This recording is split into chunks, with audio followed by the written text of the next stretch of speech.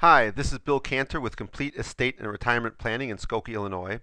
I am an attorney and financial planner, and I specialize in Medicaid qualification for Illinois.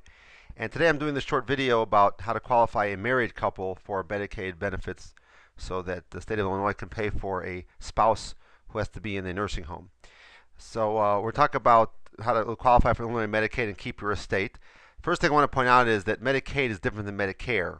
Medicare pays for your hospital and doctor bills. Medicaid pays for your long-term care in a nursing home when your Medicare runs out. The other thing is to point out is that long-term care insurance will avoid the problem of or issue of what to do about qualifying for Medicaid or qualifying for getting the state to pay for your nursing home care. If you had long-term care insurance, it would pay for that care. It would also pay for care in the home if you want to stay in your own house or in an assisted living facility. Medicaid only pays to a nursing home.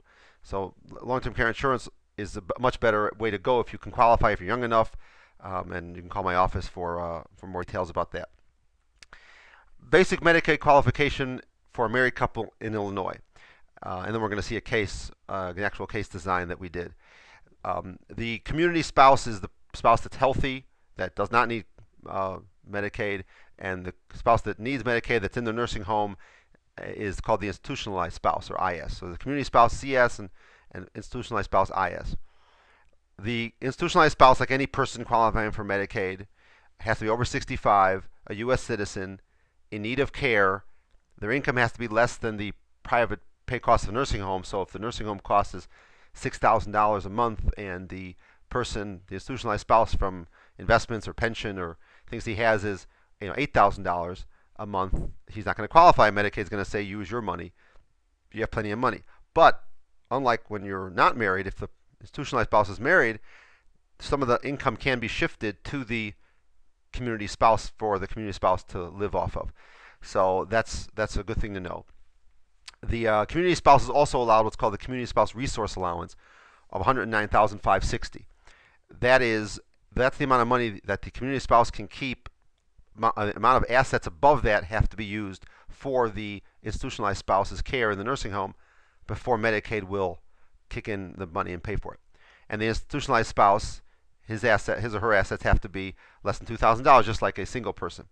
The house is exempt if the community spouse is living there, and the community spouse's income is also exempt. It's very important to remember that even if the community spouse is working for, let's say, Microsoft and makes $250,000 a year, the community spouse's income is exempt. They don't have to use any of that $250,000 to pay for the institutionalized spouse. It's not the income of the community spouse that Medicaid wants. It's the assets above the resource allowance of $109,560. Also, income-producing property is exempt. So if they have a store or they have a building, as you're going to see in the case in a minute, where they live off the income, they use it, that store does not have to be sold. That building does not have to be sold if they're renting it and they get income from it. Because we don't want to take income away from the community spouse. We want that community spouse to be able to live. So here's a case that we had recently.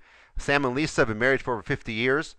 Lisa is now 73. She's in good physical health with longevity in her family. Her mother lived well into her 90s.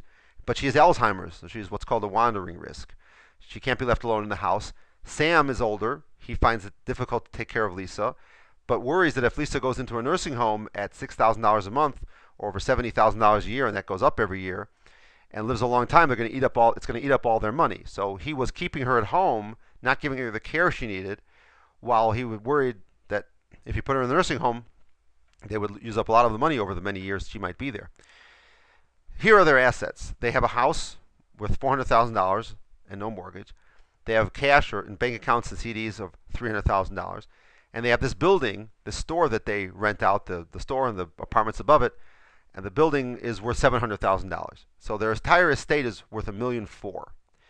And Lisa's income, which is going to go to the nursing home when she qualifies, is her Social Security payments of about $1,000. So that's their assets, $1.4 million in assets. And this is what we did to get them to qualify. First of all, I told Sam that the house is exempt. He can stay in the house, and that $400,000 house is exempt from Medicaid.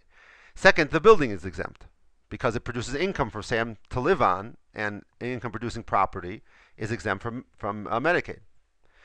That took care of the building, so we saved that. And then what we're gonna do is we take the amount above $110,000, the amount above the community spouse resource allowance, the 109,560. I'm rounding it here, and we turn that into an income-only stream for Sam. So we take $190,000 and purchase what's called a Medicaid compliant annuity. It's an annuity that is an income-only annuity. Sam cannot get to the 190,000, the money. He only can get monthly income payments. Because he can only get monthly income payments, and again, income-producing property is exempt, that Medicaid compliant annuity is an exempt asset. And the $110,000 community spouse resource allowance, the cash, Sam can keep that totally. So here we protected the entire $1.4 million for the estate. They didn't have to do any real planning other than the Medicaid compliant annuity.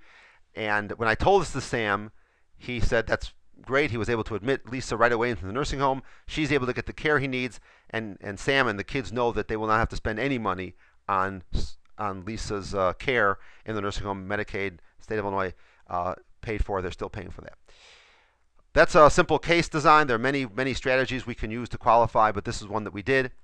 If you want further information about this, how to qualify a situation, whether it's married or single, please call me. My number is 847-674-6470, or go to our website, www.completeerp.com. Thank you very much.